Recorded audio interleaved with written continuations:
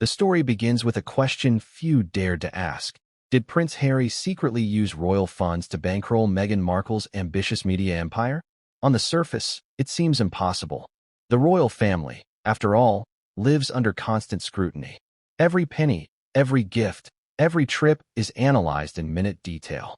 Yet, allegations have surfaced, allegations that, if true, could redefine everything we thought we knew about Harry and Meghan's private financial dealings. The whispers started with Nacho Figueras, a man whose connection to the royal inner circle is unusual yet significant.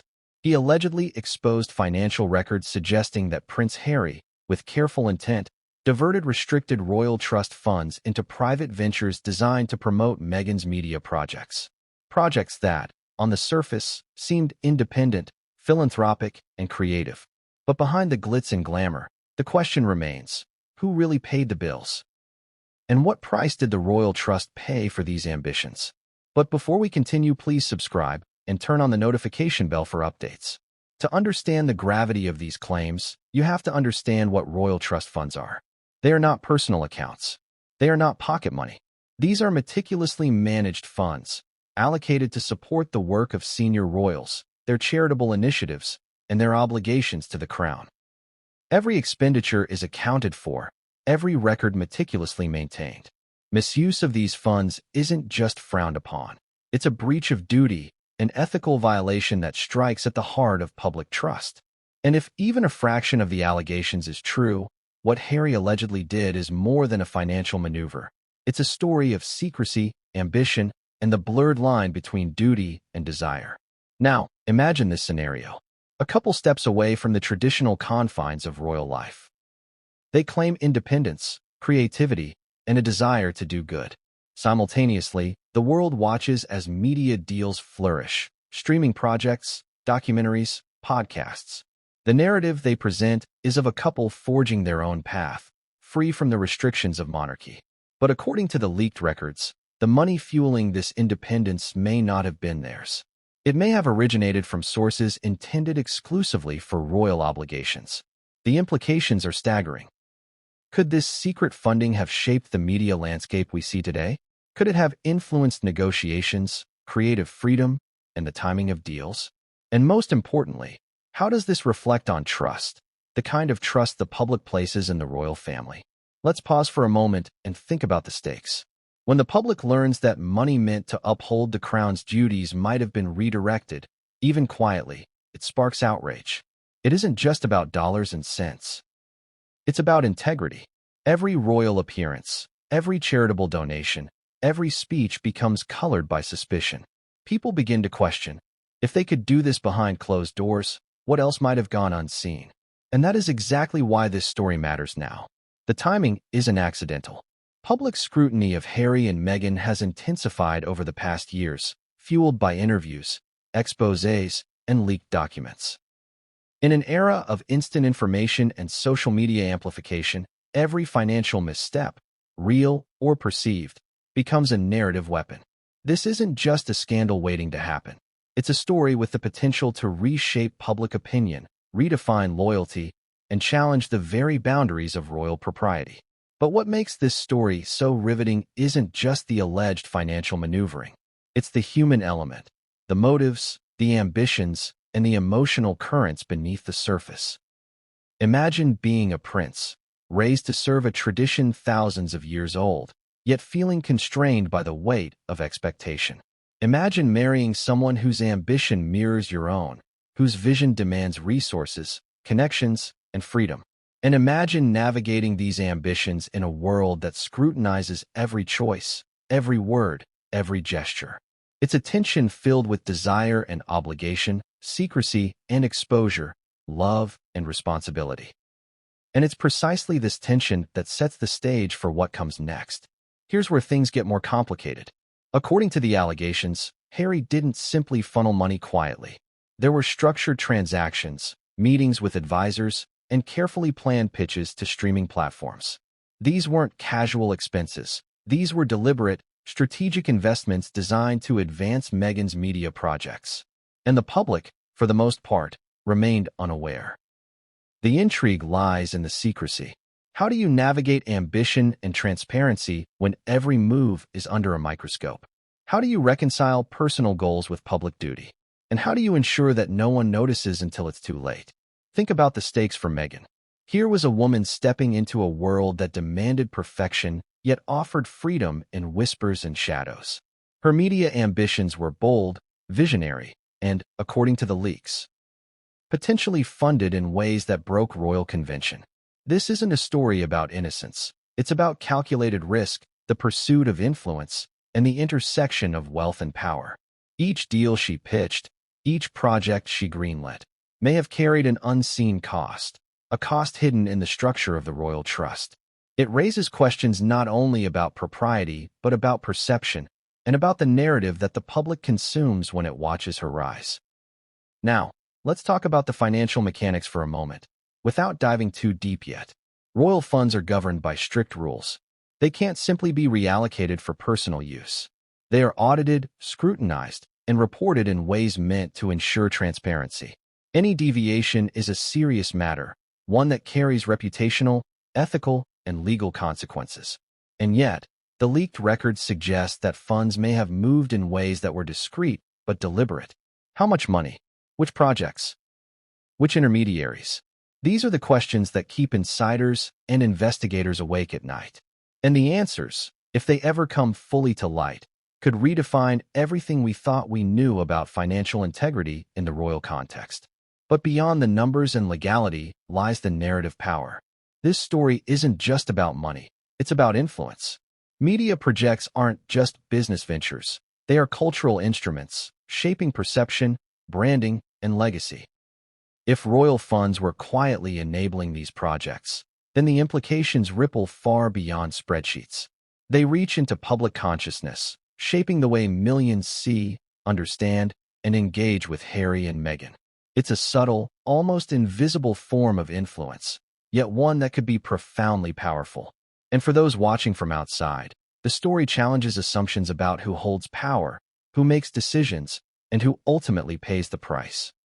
At the heart of this story is also a paradox. Harry and Meghan present themselves as independent, progressive figures, free from the constraints of royalty, advocating for transparency and responsibility. Yet, according to the leaks, this very independence may have been financed in a way that contradicts those principles. It's an irony rich with drama, one that feeds curiosity and speculation. Was it a calculated choice, an oversight, or a moral compromise? And how do we reconcile the image they present with the mechanics allegedly happening behind closed doors? These contradictions are the fuel that drives audience engagement. They're the tension that keeps people watching, reading, and sharing. As we move into the details of this story, you have to keep in mind the stakes at every level: personal, familial, institutional, and public. Every revelation has multiple layers of consequence. Every financial transaction carries moral weight. Every decision reflects on character, judgment, and loyalty. And that is exactly why the story resonates so deeply. It isn't just gossip. It's a complex web of ambition, secrecy, ethics, and influence. It's a story that demands attention because it challenges the very framework within which we understand the royal family and its role in modern society. So, as we prepare to dive into the main chapters, remember this: the story you're about to hear isn't linear. It's filled with twists, contradictions, and surprises. Early hints and allegations may seem shocking now, but later revelations could make them appear almost tame by comparison. We'll examine financial records, insider testimonies, strategic maneuvers, and personal motives. We'll explore the tension between duty and desire, tradition and innovation, secrecy and exposure. And throughout, one question will linger. If these allegations are true, what does it mean for the people who trusted them, and for the legacy they leave behind? And here's the cliffhanger that will lead you into the first chapter. The most audacious part of this alleged funding scheme isn't just the money. It's how Harry reportedly orchestrated it without anyone noticing, until now. What came next would change everything, and no one saw it coming. The royal family's finances are shrouded in a mix of tradition, secrecy, and meticulous accounting. For most people, the idea of a royal trust evokes images of vast, almost mythical wealth, golden carriages, palatial estates, and luxury on a scale few can imagine. But beneath the glamour lies a highly structured system, one designed not just to fund lavish lifestyles, but to ensure that senior royals can fulfill their duties to the crown. These funds are not personal. They are not discretionary. They are governed by strict rules and protocols, and every expenditure is meant to support official duties, charity work, public appearances, staff salaries, travel for official business, and maintaining properties that serve as venues for public engagement. Every pound, every dollar, every cent is accounted for, or at least it's supposed to be. At the heart of this system is the sovereign grant, an annual allocation from the UK Treasury, which covers the Queen's, or now the King's, official expenses. Alongside this are private estates, like the Duchy of Cornwall, which fund the Prince of Wales's activities, and other trusts specifically allocated to support younger royals in their official capacities. These funds operate under strict fiduciary obligations. They exist to maintain the dignity, stability, and operational capacity of the monarchy. Diverting funds for personal gain is not just frowned upon. It's a serious breach of duty, one that could carry legal and reputational consequences. But here's where it gets complicated. The rules are clear in principle, but difficult to enforce in practice. Royal spending is monitored by internal auditors and reported in annual financial statements. But the inner workings of the household are opaque to the public. Auditors can verify that funds are spent in line with stated purposes, but the details of internal discussions, private projects, and side ventures often remain invisible. This opacity creates both opportunity and risk, a chance for innovation and personal initiative, but also a potential avenue for misuse. And this is where the alleged actions of Prince Harry come into focus. According to reports, he allegedly orchestrated a complex flow of funds from royal trusts into Meghan's media projects that, by definition, fall outside the intended purpose of those funds.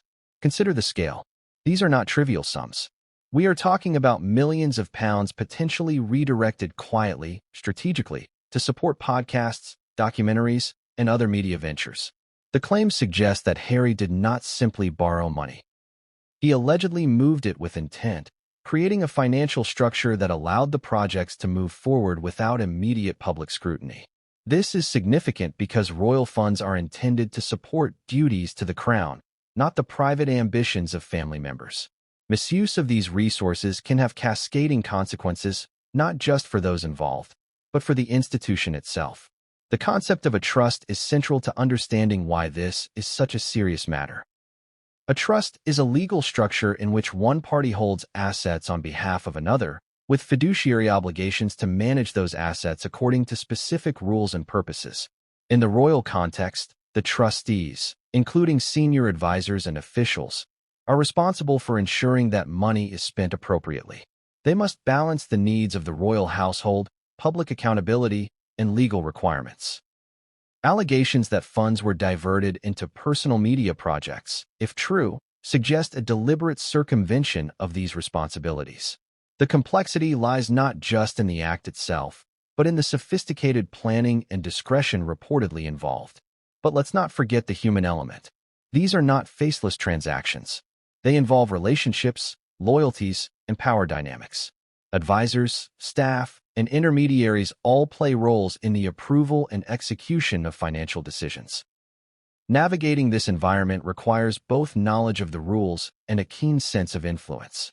According to sources, Harry's alleged actions involved careful orchestration, using his understanding of the system to maneuver funds without triggering immediate alarms. This is the part that adds both drama and ethical tension. The same intelligence and initiative that might be praised in other contexts becomes morally and legally questionable when applied to private gain using public or restricted resources. It's also important to consider precedent. The royal family has faced scrutiny over finances before, though each case has unique circumstances. For instance, previous controversies have involved estate management, gifts from foreign dignitaries, and spending allocations for official residences. In some cases, public outrage forced corrective action or led to increased transparency. What sets the allegations about Harry and Meghan apart is the intersection of modern media ambitions with traditional financial oversight. Unlike land or property disputes, Media projects are fluid, fast-moving, and harder to track. Contracts are confidential, production budgets are flexible, and the final product may not surface publicly for months or years. This creates a window in which funds could be used in ways not anticipated by the original trustees, a window that the allegations claim Harry exploited.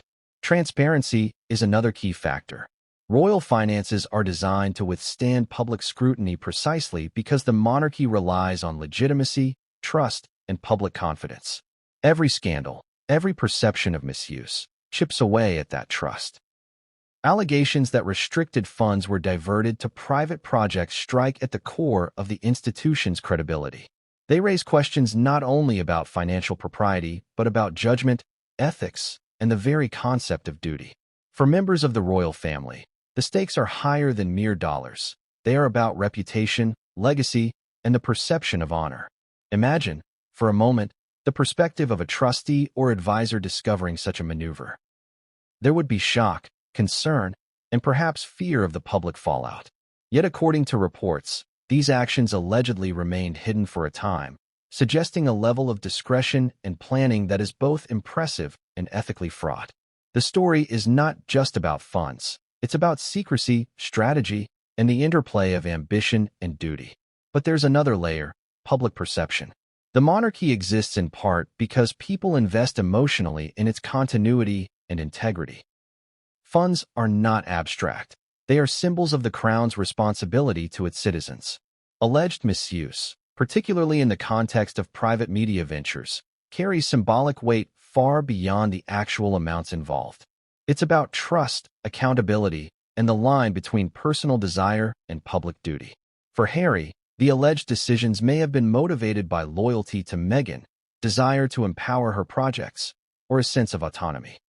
For the public, the impact is the perception of misalignment between personal ambition and institutional responsibility. In essence, the royal trust represents more than money. It represents a system of obligations, ethics, and public service. Any alleged breach is therefore not simply financial, it is symbolic.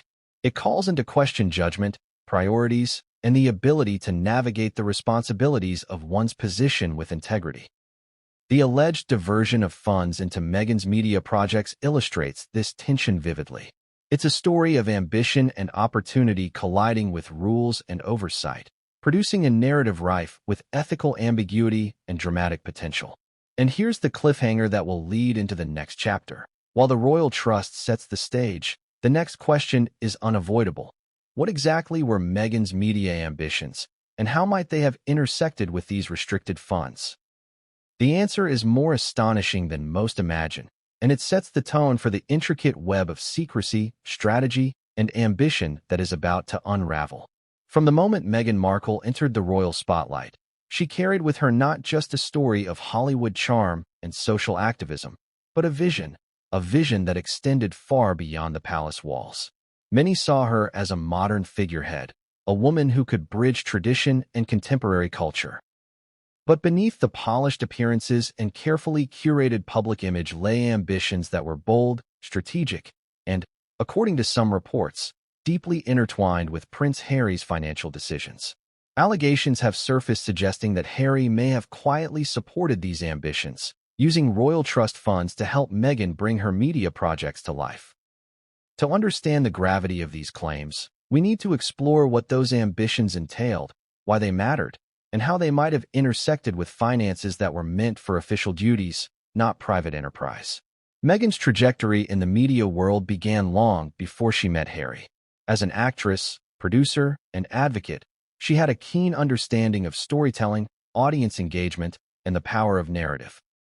Her projects often reflected themes of empowerment, social justice, and cultural influence, concepts that resonate in Hollywood, philanthropy, and beyond. By the time she married into the royal family, Meghan had developed a portfolio that included acting credits, charitable work, and initiatives aimed at amplifying marginalized voices. These were not casual endeavors. They were carefully selected projects that positioned her as a cultural influencer with a platform capable of reaching millions. Once she became Duchess of Sussex, Meghan's ambitions took on a new dimension. The world was watching, and every appearance, speech, an initiative was magnified through the lens of media scrutiny. The couple's decision to step back from senior royal duties further shifted the context. Suddenly, they were free to pursue projects without the same institutional constraints, but in doing so, they entered an entirely different financial and ethical landscape. According to allegations, this is where Harry's alleged funding came into play. Projects that were pitched to streaming platforms, produced under private company banners, and marketed to global audiences reportedly received backing that, if the claims are accurate, originated from royal trust funds. These were funds originally designated for official duties, not private media ventures. Consider the scale and scope of Meghan's projects. From documentaries to podcasts, from production deals to speaking engagements, the reach was enormous. Platforms like Netflix and Spotify, known for their selective and high-value partnerships, require significant investment during pre-production, research, staffing, equipment, and preliminary marketing. According to reports, these early-stage investments were allegedly supported using resources that should have been restricted to royal purposes. The implications are profound because these were not trivial sums. They represent a level of financial commitment and risk that few individuals could manage independently, especially in a high-profile context where scrutiny is constant. But it wasn't just about money. Meghan's media ambitions were strategic, designed to build influence, brand visibility, and long-term cultural impact. Projects were carefully chosen to resonate with social issues and global audiences. Consider the thematic consistency, storytelling with a purpose, narratives centered on empowerment, diversity, and humanitarian causes. These are not accidental choices. They reflect a deliberate effort to craft an image and platform capable of shaping public perception.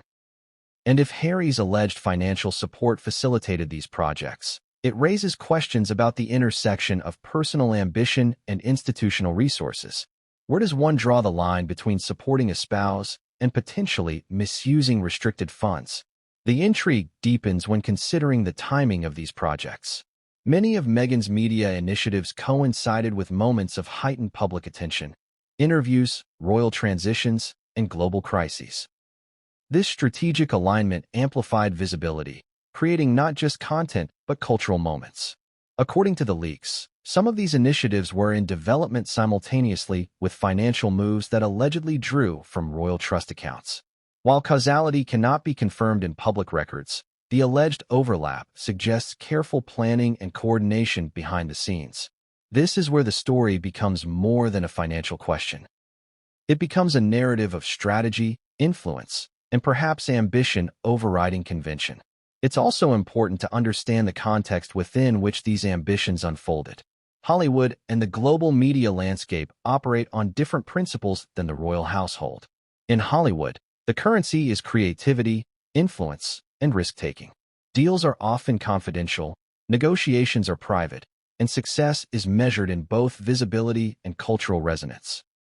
In contrast, the royal family operates under a framework of tradition, duty, and public accountability. Resources are tightly regulated, and actions carry implications far beyond individual preference. The tension between these two worlds, Meghan's media ambitions and the institutional constraints of the royal trust, is at the heart of the alleged controversy. It's a collision of modern entrepreneurship with centuries-old financial governance, a scenario ripe for ethical questions and dramatic revelations. To understand the impact of these alleged financial maneuvers, consider what they made possible. Pre-production funding allows projects to move from concept to pitch-ready reality. It covers research, staffing, preliminary creative work, and sometimes even travel and development costs for key personnel. In competitive media markets, early funding can determine whether a project is viable or dies before reaching executives. According to allegations, Harry's alleged involvement may have provided Meghan with the financial cushion to pursue projects that might otherwise have been impossible under independent means. This raises ethical and practical questions about the source of that support and whether it aligned with the fiduciary obligations associated with royal funds. Another layer of complexity is public perception. Meghan's projects often portrayed empowerment, independence, and advocacy, presenting her as a figure shaping culture through media. But if allegations about funding are accurate, There is a contradiction between the message and the mechanics. On one hand, the public sees independence and entrepreneurship. On the other, the financial backing may come from sources intended for official duty. This duality is compelling because it illustrates a tension between image and reality, between ambition and accountability. It's a contradiction that feeds both fascination and criticism, creating a narrative that is as ethically complex as it is dramatic. Critics argue that using restricted funds for private media ventures, even with good intentions, constitutes a breach of trust. Supporters might counter that the funds were managed responsibly, that projects served a broader purpose, and that the couple's actions were intended to advance charitable and cultural goals. The truth, as often happens, likely exists in shades of gray. But the allegations themselves, regardless of verification, have already sparked questions about judgment, priorities, and the intersection of personal ambition with institutional responsibility. This tension is precisely what makes the story so captivating and why public curiosity remains high. Perhaps most striking is the alleged scale and sophistication of the financial orchestration. These are not simple handshakes or casual loans. They are strategic, structured, and calculated moves designed to align resources with creative ambitions. According to reports, there were advisors, intermediaries, and careful planning involved, suggesting that the alleged funding was deliberate rather than accidental. This adds layers of intrigue because it implies awareness of the rules, knowledge of the potential consequences, and a willingness to navigate, or circumvent, established boundaries. It's a narrative that combines ambition, secrecy, and strategy in a way few scandals achieve. And then there's the human dimension. Meghan is not just a figure of media influence. She is a partner, a collaborator, and according to sources, a driving force behind these initiatives. Whether she was fully aware of the alleged source of funding or simply focused on creative output is a question that fuels speculation. The dynamics of partnership, trust, and shared ambition are central to understanding why these projects happen the way they did.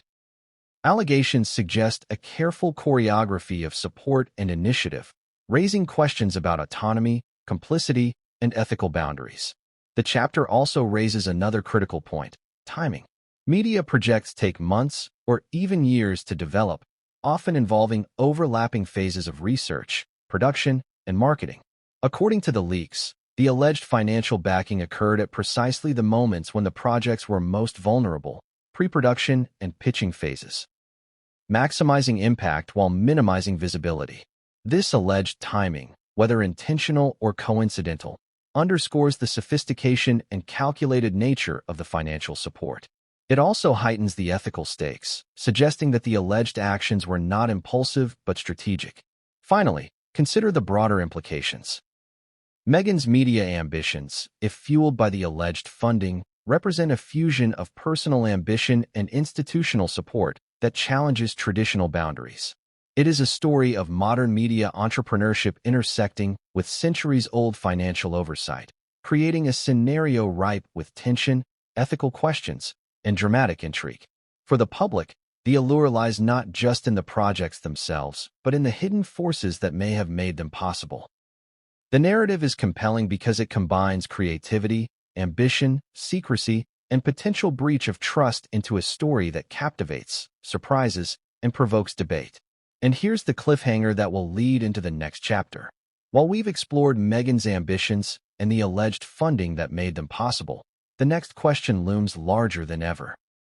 Who first revealed these financial records? And how did Nacho Figueras become the unlikely whistleblower, exposing a secret the palace hoped would remain hidden? What came next would ignite controversy, speculation, and a chain of revelations no one could have anticipated. The world of royalty is built on layers of discretion, loyalty, and carefully curated appearances. Behind the gilded gates of palaces and within the hushed corridors of power, secrets are guarded with extreme care. But even the most tightly controlled systems are vulnerable, especially when financial documents reveal stories that no one intends to be told. Enter Nacho Figueras, the Argentine polo star whose name might seem an unlikely link to one of the most explosive royal financial allegations in recent memory. According to reports, Figueras allegedly exposed financial records suggesting that Prince Harry used restricted royal trust funds to support Meghan Markle's media ventures, projects that were meant to be independent and privately funded. To understand the significance of this leak, we need to examine Figueras' role, the nature of the documents, and why this revelation could be far more consequential than anyone expected. Figueras is not just a sports celebrity. He has long-standing ties to the royal circle. Known for his friendship with senior royals and for attending high-profile events alongside the family, his access to privileged information is substantial. Sources allege that through his connections, Figueras came across documents detailing transactions and fund allocations that raised serious questions about propriety. The financial records, according to leaks, appear to trace the flow of money from trusts intended exclusively for royal duties into projects aligned with Meghan's media ambitions. The details are complex, involving multiple accounts, intermediaries, and timing that coincides with key development phases of her streaming deals, podcasts, and production ventures. What makes Figueras' alleged leaks so explosive is the specificity of the information. We're not talking about vague rumors or circumstantial whispers. The documents reportedly include transaction dates, amounts, and references to pre-production expenditures. If these records are authentic, they reveal a deliberate, strategic approach to using resources that were supposed to support official royal work for private projects. This isn't simply a case of casual generosity or minor oversight. It's a complex financial orchestration that, if verified, carries serious ethical and potentially legal implications. To appreciate the weight of this leak, consider the context in which it emerged. The royal family's finances are notoriously opaque. Annual financial statements provide some insight, but detailed accounting at the level of individual projects or discretionary spending is rarely, if ever, made public. Auditors review expenditures to ensure compliance, but the intricate workings of trusts, subsidiaries, and private accounts remain largely unseen. Against this backdrop, the emergence of specific financial documents is akin to shining a spotlight into rooms that were long thought to be private. The allegations thus not only challenge Harry and Meghan's public image, but also expose vulnerabilities in the systems that are supposed to safeguard transparency and accountability. The leak raises immediate questions. How did Figueras obtain these documents, and what motivated him to reveal them? Was this a deliberate act of whistleblowing, a coincidental discovery, or an effort to influence public perception? Sources suggest that Figueras' intent was not merely sensationalist. By bringing these documents to light, he allegedly sought to highlight discrepancies between the couple's public messaging about independence and philanthropy and the alleged private financial support they received. The ethical tension here is compelling. If true, it paints a picture of ambition and secrecy carefully balanced against public expectation, and it demonstrates the fragility of trust even within elite circles. The nature of the transactions, as described in the leaks, is equally striking. Allegedly, funds were allocated for early-stage production costs, pitching efforts, and development work for media projects that were branded as Meghan's personal ventures. These are expenses that, under normal circumstances, would require private financing. The records reportedly show that trust funds, strictly earmarked for royal duties, were redirected in ways that allowed these projects to progress smoothly, without external investors or scrutiny from palace auditors. The scale, timing, and coordination of these alleged transactions indicate not only deliberate intent, but a sophisticated understanding of financial systems and discretion. One of the more surprising aspects of this leak is the subtlety with which the funds were allegedly moved. According to reports, the transactions were structured in ways that minimized visibility, often using intermediaries or staggered payments to avoid triggering immediate questions. This suggests a level of financial sophistication that goes beyond ordinary household accounting. For insiders, this is both impressive and alarming. It implies forethought, planning, and perhaps an awareness of the potential ethical and reputational risks involved. It's the kind of maneuvering that could have gone unnoticed for months, or even years, had the documents not been exposed. Equally significant is the timing of the alleged leak. Public fascination with Harry and Meghan had already reached unprecedented levels following their interviews, charitable initiatives, and high-profile media projects. Against this backdrop, the release of financial documents added a new layer to the narrative. The public, accustomed to scrutinizing appearances and headlines, was suddenly invited to examine the underlying mechanisms, the money, the accounting, and the potentially hidden support that made their independence possible. It's a revelation that reframes the story from one of personal ambition and media success to one that includes institutional resources and questions of propriety. The implications for the royal family are profound. Alleged misuse of trust funds, if verified, undermines the credibility of financial oversight within the household. It challenges assumptions about integrity and raises questions about how discretion is exercised. Trustees, advisors, and senior officials who are responsible for safeguarding these funds would likely have been shocked if the allegations are accurate. Even if no formal legal action occurs, the reputational damage is significant, particularly in a climate where public trust is closely tied to perceptions of ethical behavior and accountability. Moreover, the leak highlights the tension between private initiative and public responsibility. Harry and Meghan's media ventures are framed as independent, creative endeavors that promote empowerment and social influence. Yet, if the allegations regarding financial support from restricted funds are accurate, the narrative of independence becomes complicated. There's a contradiction between the public image of autonomy and the private mechanisms that allegedly facilitated these projects.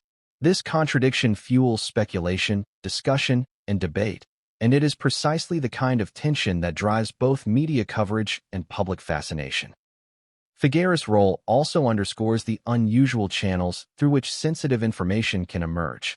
In a world where leaks often come from disgruntled staff, legal disputes, or investigative journalists, a celebrity friend of the royals stepping forward is an unexpected twist. It adds an additional layer of intrigue. Why him? How much did he understand? And how will the palace respond to revelations from someone outside the formal institutional framework? Each of these questions adds to the suspense, keeping audiences engaged and eager to learn more. The human element of the leak cannot be overstated. Figueras' alleged exposure of these financial records shines a light on the interplay of loyalty, ethics, and transparency. For those inside the royal circle, such leaks are a breach of trust. For the public, they provide an unprecedented glimpse into the potential complexity and controversy of financial decision-making at the highest levels. It is a story that balances intrigue, moral ambiguity, and the relentless curiosity of those who follow royal affairs. Finally, it's important to note that allegations, no matter how detailed, remain allegations until independently verified. The records reportedly disclosed by Figueras have not been fully authenticated by public authorities, and interpretations of the transactions are subject to debate. Yet even the possibility of such financial maneuvering is enough to spark outrage, speculation, and intense public scrutiny. It's a reminder that in the royal world, perception often carries as much weight as reality, and that even carefully guarded secrets can emerge in ways that alter public understanding permanently. And here's the cliffhanger leading into the next chapter. While Figueras' alleged leak raises questions about funding, the next chapter reveals how these funds were reportedly funneled into media deals, detailing the behind-the-scenes processes, strategic pitches, and private negotiations that most of the world never saw. What comes next is where ambition, secrecy, and influence collide, and the story becomes even more astonishing than anyone anticipated. In Hollywood, deals are everything. A project lives or dies in the boardrooms of streaming platforms, in the hands of executives who weigh every concept against profit potential, audience engagement, and cultural relevance. For Meghan Markle, entering this world required more than star power. It required strategic vision, careful planning, and, according to allegations, financial backing that allegedly came from an unexpected source, Prince Harry and the Royal Trust Funds. Behind closed doors, the story of how these deals were pitched is both fascinating and fraught with ethical tension, revealing a collision between ambition, secrecy, and influence that few outside the palace walls could have anticipated. Picture a typical pitching scenario in Hollywood. Producers prepare extensive materials, concept decks, sample scripts, preliminary budgets, casting ideas, and marketing strategies. Every element is scrutinized by executives whose decisions can make or break careers. According to leaked sources, Meghan's projects followed this exact pattern, but with a twist. The alleged backing from restricted royal funds allowed her team to move quickly, present polished materials, and negotiate from a position of financial security that independent creators often lack. This is significant because the difference between having funds to develop a concept and not having them can determine whether an idea even reaches the executive suite. The alleged process reportedly involved multiple layers of planning. Initial concepts were drafted with clear branding in mind, focusing on empowerment, diversity, and social impact. These were the hallmarks of Meghan's public image, carefully designed to appeal to audiences and align with the couple's narrative of purpose-driven creativity. However, according to allegations, the funding mechanism was less conventional. Rather than relying solely on private investment or studio financing, Harry allegedly utilized discrete transfers from trust accounts, routed through intermediaries, to ensure that the early-stage production costs were covered. These included pre-production expenses such as research, staffing, legal counsel, and even preliminary location scouting.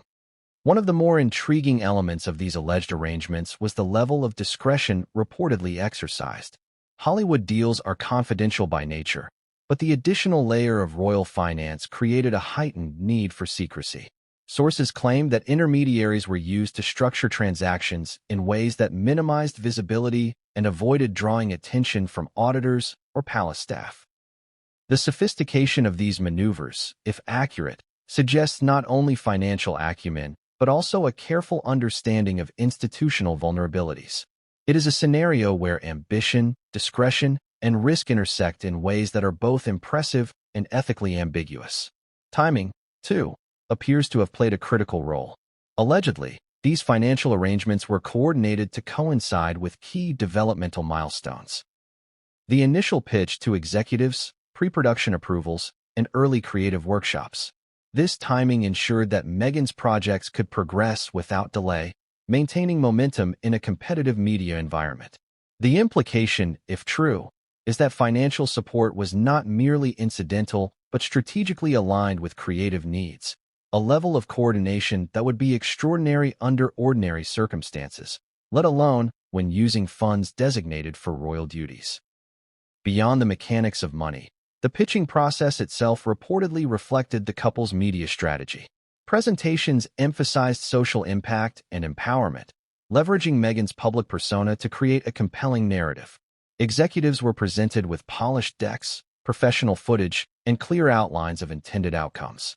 According to leaks, the alleged funding provided the breathing room to perfect these materials, ensuring that every pitch was as persuasive as possible. In essence, the alleged financial support acted as a behind-the-scenes engine, enabling a level of professional preparation that independent creators rarely enjoy. The ethical tension here is palpable. Funding from restricted royal sources for private media projects, if true, creates a stark contrast between public messaging and private reality. Meghan's image of independence, purpose-driven creativity, and entrepreneurial spirit appears flawless on the surface. But the alleged funding mechanism suggests that these ambitions may have been facilitated in ways inconsistent with the fiduciary obligations associated with royal trusts. This contradiction is what fuels both public fascination and criticism, offering a narrative rich with drama, moral ambiguity, and strategic calculation. Another layer of intrigue comes from the people involved. Executives, production staff, and intermediaries reportedly played critical roles in bringing the projects to life. The coordination required to manage multiple stakeholders, maintain confidentiality, and ensure that each project progressed smoothly is extraordinary. It is not just a story of money. It is a story of planning, influence, and high-stakes negotiation. Allegedly, Harry's involvement was discreet but decisive, providing resources and support while keeping the transactions and rationale shielded from public scrutiny. There is also the human dimension of risk. Engaging in financial maneuvers of this sort carries potential consequences, reputational damage, legal scrutiny, and ethical questions that could follow participants for years. For a member of the royal family, these stakes are amplified. Every decision is analyzed, every action magnified, and the perception of impropriety can have lasting consequences for both personal legacy and institutional trust. The alleged funding, then, is not just a financial question. It is a narrative of risk, secrecy, and strategic decision-making that tests the boundaries of public expectation and private ambition. Consider the psychological landscape as well. For Meghan, having resources at her disposal, even discreetly, would have provided both security and creative freedom. The ability to move quickly, produce high-quality materials, and negotiate effectively is a significant advantage in a competitive industry. For Harry, allegedly orchestrating this support would have required careful judgment, balancing loyalty to his spouse, understanding the restrictions of royal funds, and navigating the potential fallout if the actions were discovered. It's a high-wire act where ambition and discretion collide, and where one misstep could unravel months, or years, of carefully orchestrated work. The leak also exposes a subtle contradiction in the couple's narrative. Publicly, Harry and Meghan position themselves as independent figures, building brands, pursuing philanthropic work, and stepping away from traditional royal obligations. Behind closed doors, however, the alleged use of royal trust funds suggests that independence may have been partially facilitated by resources not intended for private ventures. This duality, projected independence supported by institutional funds, is precisely what makes the story compelling. It challenges assumptions, raises ethical questions, and creates a tension that keeps audiences engaged. Finally, the chapter underscores the stakes involved in these media deals. Streaming platforms and production companies operate with significant financial expectations, and projects require careful development to be successful. The alleged funding reportedly allowed Meghan's team to operate with flexibility, professionalism, and strategic foresight. Advantages that can dramatically influence outcomes in media negotiations. If these allegations are accurate, the behind-the-scenes support provided a foundation that enabled the couple's ventures to achieve visibility, credibility, and ultimately, market success. And here's the cliffhanger leading into the next chapter. While we've explored how the alleged funding enabled Meghan's projects to be pitched with precision and discretion, the next chapter delves into the moral and ethical questions that arise. How far can ambition go before it crosses the line? And what happens when private goals intersect with public responsibility? The answers are more complex and more shocking than anyone might expect. In the world of royalty, duty is everything. Every action, every decision, and every expense is bound by the principle that the individual serves a greater institution, the monarchy, the crown, and, ultimately, the public. Personal desires, while human and understandable, are expected to take a back seat to these obligations. Yet the allegations surrounding Prince Harry and Meghan Markle raise a question that strikes at the heart of royal ethics. When does supporting a loved one's ambition cross the line from loyalty into misuse of duty-bound resources? This is not just a story about money. It's a story about judgment, ethics, and the invisible boundary between personal gain and institutional responsibility. The dilemma is both simple and complex. On one hand, Harry and Meghan are partners, collaborators, and a team navigating a world of extraordinary visibility. Supporting a spouse's dreams is a natural, human desire. On the other hand, if the funds allegedly used were restricted to royal duties, then even well-intentioned support becomes ethically questionable. It is the classic conflict between personal loyalty and institutional obligation, magnified exponentially by the stakes involved.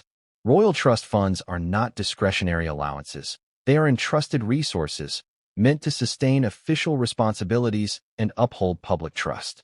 Misuse of these resources, even indirectly, carries consequences that extend far beyond individual relationships. Consider the perspective of the trustees and advisors. These are professionals responsible for ensuring that every expenditure aligns with the rules governing the trust. Their role is to safeguard integrity, prevent conflicts of interest, and maintain transparency. Allegedly circumventing these protocols, even for a project perceived as noble or culturally significant, challenges the very foundation of fiduciary responsibility. It is a moral and ethical tightrope. How do you reconcile loyalty to family with adherence to rules designed to protect public and institutional trust? The tension is palpable, and the consequences, should the allegations prove accurate, are significant. The emotional dimension cannot be ignored. Harry, as a husband and father, may have felt compelled to provide resources to ensure Meghan's creative freedom and independence.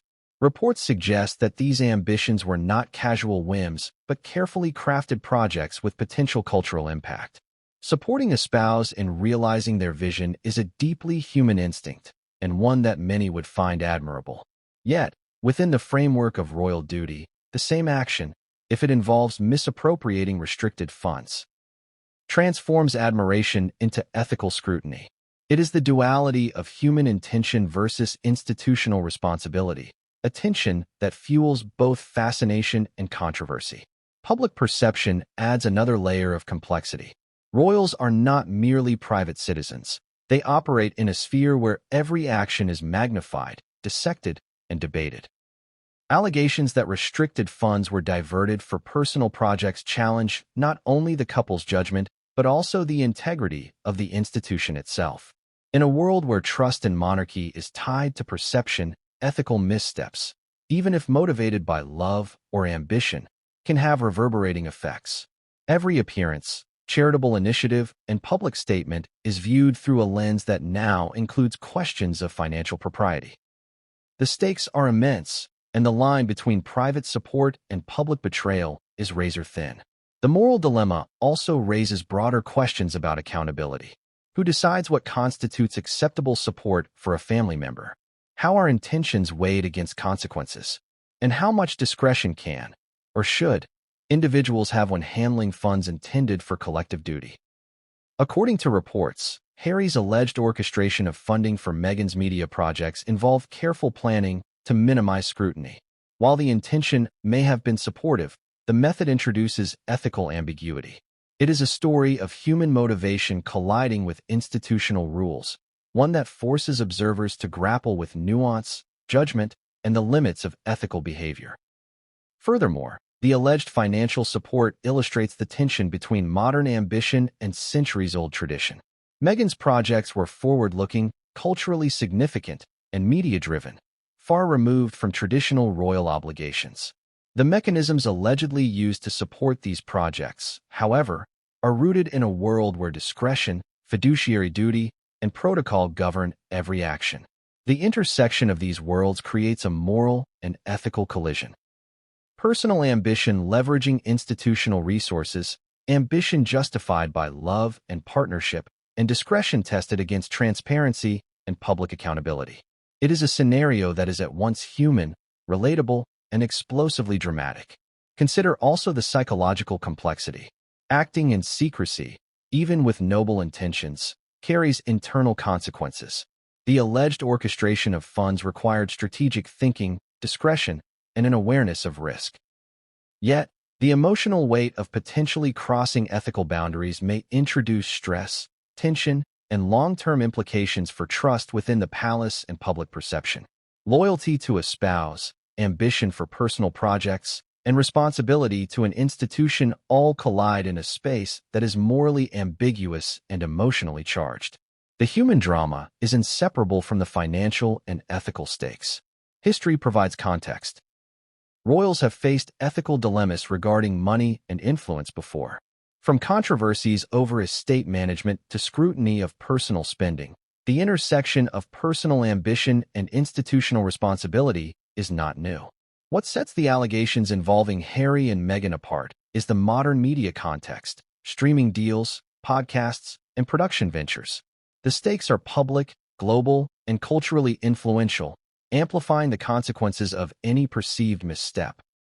In other words, this is not merely about money.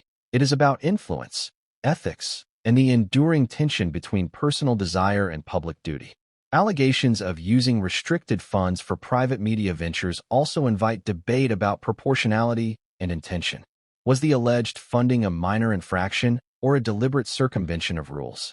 Was the motivation purely supportive, or did ambition play a significant role? These questions are impossible to answer definitively without full access to documents, communications, and internal deliberations. Yet the ambiguity is precisely what makes the story compelling. It forces the public, commentators, and insiders to wrestle with the moral dimensions, considering scenarios in which intentions and actions may diverge sharply. The dilemma becomes even more vivid when considering potential consequences. If funds were indeed misappropriated, even unintentionally, the repercussions extend to public trust, institutional credibility, and internal palace dynamics. Advisors, staff, and trustees may question judgment and oversight. Public scrutiny intensifies, fueled by media analysis, social commentary, and speculation. And for Harry and Meghan, the balance between loyalty to one another and accountability to the monarchy becomes a central tension that informs every subsequent decision. This chapter also illustrates a broader ethical principle, that duty is not merely a legal obligation, but a moral and cultural expectation. Royals are entrusted with resources not only to perform their roles, but to embody integrity, transparency, and responsibility. The alleged diversion of funds, if accurate, highlights a scenario where personal loyalty intersects with these expectations in ways that create tension, controversy, and debate. It is a story that resonates because it mirrors dilemmas faced by anyone who navigates personal ambition alongside professional or institutional responsibility, but amplified to a level few can comprehend. Finally, the emotional stakes are inescapable. Ambition, loyalty, secrecy, and risk intertwine in a narrative that is as human as it is dramatic. Harry's alleged support of Meghan's projects illustrates a deep commitment to partnership and shared vision, yet it also exposes a potential collision with public duty and institutional ethics. The tension between personal gain and public responsibility drives the story forward, keeping audiences riveted, asking themselves, where would I draw the line? How much is too much when supporting someone you love? And here's the cliffhanger leading into the next chapter.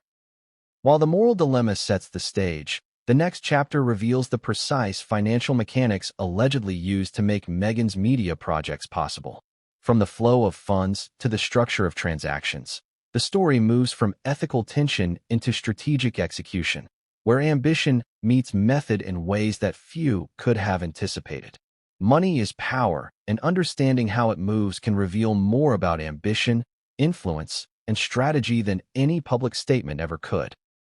In the case of the allegations surrounding Prince Harry and Meghan Markle, the focus is not just on whether funds were used, but on how those funds allegedly traveled from restricted royal trust accounts into the production budgets of Meghan's media projects. According to leaked sources, the mechanics of this alleged financial orchestration were sophisticated, deliberate, and executed with a level of discretion designed to minimize scrutiny. To comprehend the scope and impact, we must unpack the flow, structure, and timing of the transactions. At the heart of the alleged scheme were trust accounts meant solely to fund royal duties. These funds are governed by fiduciary rules and are monitored by advisors tasked with ensuring that expenditures align with purpose. Allegations suggest that Harry used knowledge of these systems to structure transfers that facilitated Meghan's projects without immediate detection. This was reportedly achieved through a combination of intermediaries, staggered transfers, and project-specific allocations that disguise the ultimate purpose of the funds. The level of financial sophistication allegedly involved points to careful planning, strategic foresight, and an acute understanding of how oversight functions, or fails, in practice. The first step, according to sources, was identifying funds that could be allocated discreetly. Royal trusts are divided into categories: operational costs, charitable expenditures, and personal allowances. Each category carries its own rules, limitations, and reporting requirements. The alleged maneuvers reportedly targeted funds that, while restricted, had enough flexibility or opacity to allow short-term reallocation without immediate detection. In practical terms, this means Harry may have exploited loopholes or ambiguities in financial oversight, a risky move with high stakes if discovered.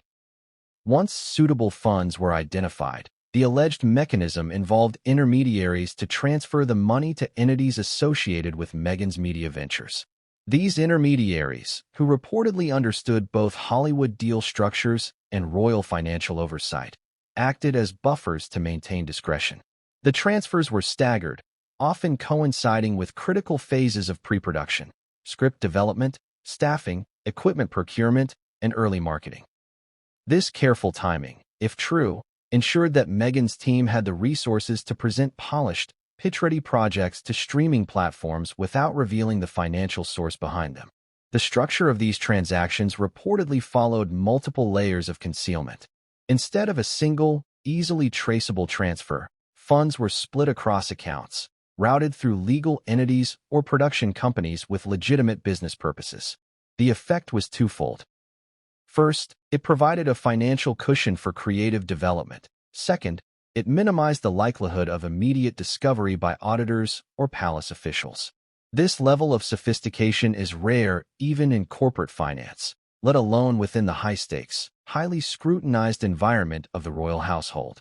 Reports also indicate that some funds were allocated for what might be considered soft costs in media production, research, creative consultation, and preliminary legal fees.